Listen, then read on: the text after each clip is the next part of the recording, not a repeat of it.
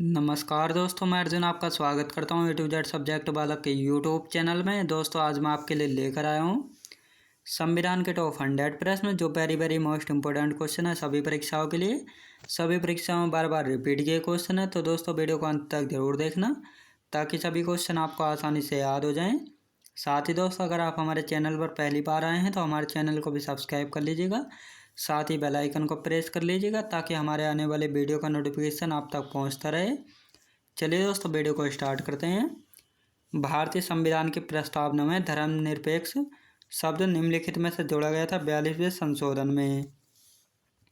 भारत के संविधान में संघीय शब्द का प्रयोग कहाँ पर हुआ है दोस्तों? संविधान में कभी नहीं हुआ है, याद रखेंगे दोस्तों। अगला क्वेश्चन देखते हैं। भारतीय संविधान के किस अनुच्छेद को डॉक्टर बी आर अम्बेडकर ने भारतीय संविधान का हृदय एवं आत्मा कहा है? अनुच्छेद 32 को कहा है। भारतीय संविधान में एकल नागरिकता की अवधारणा किस देश से प्रेरित है? इंग्लैंड देश से।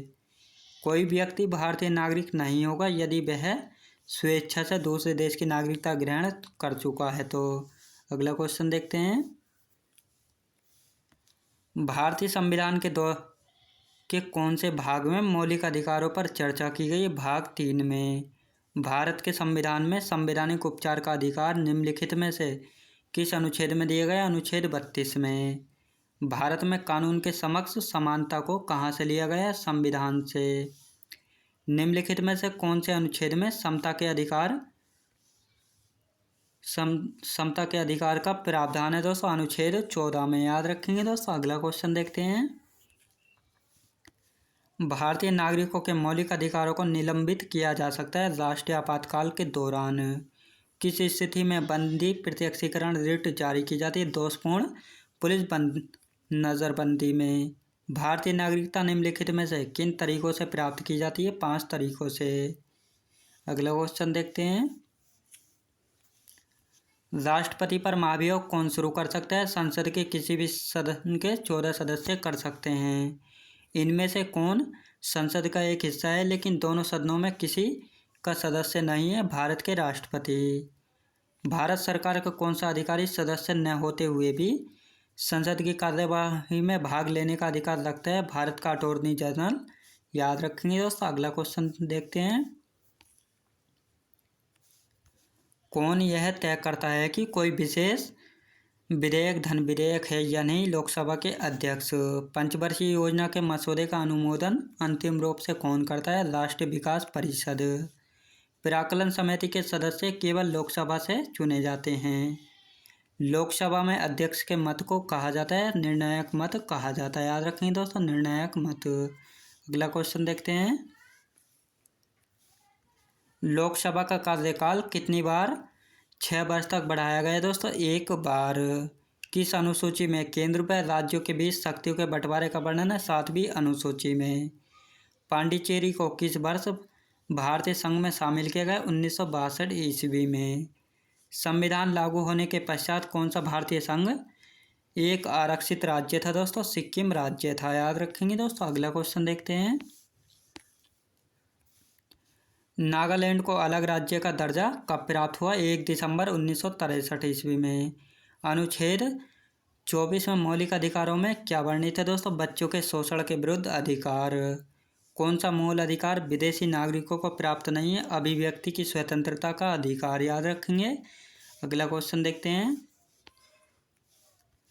संविधान द्वारा प्रदत्त नागरिकता के संबंध में संसद ने एक व्यापक नागरिकता अधिनियम लागू किया है 1955 ईस्वी में। नीति निर्देशक तत्वों का क्रियान्वयन किस पर निर्भर करता है? सरकार के पास उपलब्ध संसाधनों पर। समान कार्य के लिए समान वेतन भारत के संविधान में कहाँ सुनिश्चित किया गया दोस्तों? राज्य के नीति निर्देशक तत्वों में, याद रखेंगे दोस्तों। अगला क्वेश्चन देखते हैं। राज्यसभा और लोकसभा की संयुक्त बैठक कब होती है दोस्तों? लोकसभा और राज्यसभा में मतभेद होने पर। भारत में किसके चुनाव में आनुपातिक प्रतिनिधित्व चुनाव प्रणाली अपनाई जाती है? राष्ट्रपति के चुनाव में अपनाई जाती है। राष्ट्रपति किस सूची के विषय पर अध्यादेश जारी कर सकता है दोस्तों? संघ व समवर्ती सूची पर, याद रखेंगे दोस्तों। अगला क्वेश्चन देखते हैं। भारत के राष्ट्रपति ने किस मामले में वीटो शक्ति का प्रयोग किया था? भारतीय डाकघर अधिनियम के मामले में। भारत के प्रथम राष्ट्रपति डॉक्टर राजेंद्र प्रसाद का चुनाव कैसे हुआ था? भारतीय संविधान सभा के द्वारा। किस सदन में उपराष्ट्रपति को पदच्युत करने का प्रस्ताव रखा जाता है? राज्यसभा में। अगला क्वेश्चन देखते हैं। विधानसभा सदस्य के लिए न्यूनतम आयु कितनी होती है दोस्तों? 25 वर्ष की आयु होती है। भारत का राष्ट्रपति किस प्रकार आपात की घोषणा कर सकता है? 3 प्रकार के आपातों की घोषणा कर सकता है। प्रथम बार किस राज्य में राष्ट्रपति शासन लागू हुआ था? पंजाब राज्य में हुआ था। तीसरी बार आपातकाल की घोषणा के समय भारत के राष्ट्रपति कौन थे? फखरुद्दीन अली अहमद थे। याद रखेंगे दोस्तों। अगला क्वेश्चन देखते हैं। किस संशोधन में राष्ट्रपति शासन की 6 माह की अवधि को बढ़ाकर 12 माह कर दिया गया है दोस्तों? 42वें संशोधन में। संविधान के किस संशोधन द्वारा पंचायती राज संस्थाओं को संवैधानिक दर्जा दिया गया है दोस्तों? 75वें संशोधन में। पंचायती राज विषय किस सूची में है दोस्तों? राज्य सूची में है। किस संशोधन में महिलाओं के लिए ग्राम पंचायत में 1/3 सीटें आरक्षित की गई दोस्तों? 73वें संशोधन में। याद रखेंगे दोस्तों। अगला क्वेश्चन देखते हैं। पंचायत चुनाव के लिए उम्मीदवार की आयु कितनी होनी चाहिए दोस्तों? 21 वर्ष की आयु होनी चाहिए। संविधान की प्रस्तावना के अनुसार भारत किस प्रकार का राष्ट्र है दोस्तों? धर्मनिरपेक्ष राष्ट्र है। संविधान सभा का पहला अधिवेशन कहाँ हुआ था? दिल्ली में हुआ था। याद रखेंगे दोस्तों। दिल्ली में। भारत एक गणतंत्र है, इसका क्या अर्थ है दोस्तों? भारत में वंशानुगत शासन नहीं है। याद रखेंगे दोस्तों। अगला क्वेश्चन देखते हैं। संविधान की प्रस्तावना में देश को किस नाम से पुकारा जाता है? भारत और इंडिया के नाम से। भारतीय संविधान की संशोधन प्रक्रिया किस देश के संविधान से प्रभावित है? दक्षिण अफ्रीका से। संविधान के किस भाग में ग्राम पंचायतों की स्थापना की गई दोस्तों? 9वें भाग में। अगला क्वेश्चन देखते हैं। किस प्रधानमंत्री ने एक बार अपने पद से हटने के बाद दोबारा पद संभाला था? इंदिरा गांधी ने संभाला था। मंत्रिमंडल का गठन कौन करता है दोस्तों? केंद्रीय मंत्री। स्वतंत्र भारत के प्रथम प्रतिरक्षा मंत्री कौन थे दोस्तों? सरदार पटेल थे। भारत के प्रथम उप प्रधानमंत्री कौन थे? सरदार पटेल। याद रखेंगे दोस्तों। अगला क्वेश्चन देखते हैं। सर्वप्रथम किस व्यक्ति को लोकसभा में विपक्षी दल का नेता चुना गया? वाई चौहान को। लोकसभा का सचिवालय किससे नियंत्रित होता है दोस्तों? लोकसभा अध्यक्ष से नियंत्रित होता है।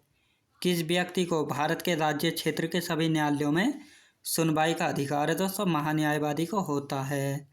कैबिनेट मिशन योजना के अनुसार संविधान सभा में कितने सदस्य होते हैं दोस्तों? 389 सदस्य होने चाहिए।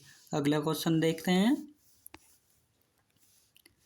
भारतीय संविधान में किस प्रकार का लोकतंत्र अपनाया गया दोस्तों? लोकतांत्रिक गणतंत्र।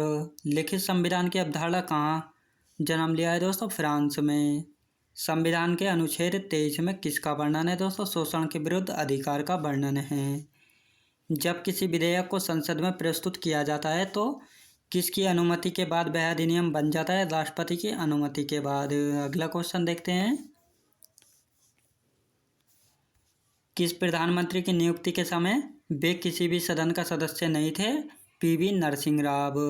संघीय मंत्रिपरिषद के मंत्री किसके प्रति उत्तरदायी होते हैं? लोकसभा के प्रति उत्तरदायी होते हैं। अब तक कितने व्यक्ति भारत के उप प्रधानमंत्री हुए हैं दोस्तों? 7 व्यक्ति हुए हैं। किस बाद में संसद को मौलिक अधिकारों में संशोधन का अधिकार दिया गया है दोस्तों? केशवानंद भारती बाद में। अगला क्वेश्चन देखते हैं। संसदीय प्रणाली वाली सरकार को अन्य किस नाम से जाना जाता है? संघीय सरकार के नाम से। राष्ट्रपति का चुनाव किस पद्धति द्वारा होता है? समानुपातिक प्रतिनिधित्व एवं एकल संख्यमंडलीय प्रणाली के द्वारा।